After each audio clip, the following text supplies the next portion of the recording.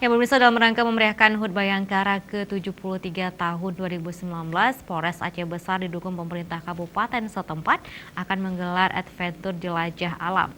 Kegiatan tersebut akan berlangsung di Kota Janto tanggal 22 hingga 23 Juli 2019.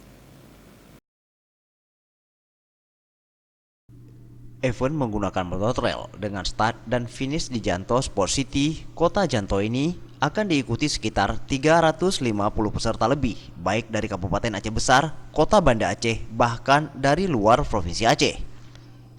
Ketua Panitia Jelajah Alam yang juga Wakapolres Aceh Besar, Kompol Pradana Aditya Nugraha menyebutkan, dalam event di hari pertama, pihaknya telah menyiapkan sebanyak 2 rute yang bisa dilalui peserta, yaitu sepanjang 65 km. Sedangkan pada hari kedua, sepanjang 25 km dengan lokasi start dan finish di Janto Sport City, Kabupaten Aceh Besar. Dan event bergengsi itu rencananya akan dilepas langsung oleh Wakapolda Aceh, Brigjen Pol Supriyanto Tarah.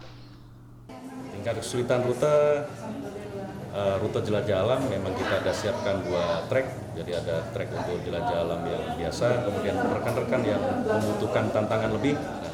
Ini ada rute yang memang dipersiapkan sendiri khusus untuk para rider yang jiwa tantangannya lebih lagi. Jadi ada dua rute yang kita persiapkan. Wakapolres menambahkan, selain untuk memperingati Hari Bayangkara ke-73, event tersebut juga upaya pihaknya untuk mempromosi alam Aceh Besar sebagai destinasi wisata menarik, di mana keseruan dari event ini selain karena jalur yang akan memuaskan para rider dengan pemandangan alam, juga akan menjadi ajang silaturahmi para rider pasca Hari Raya Idul Fitri 1440 Hijriah. Tim Liputan Aceh TV.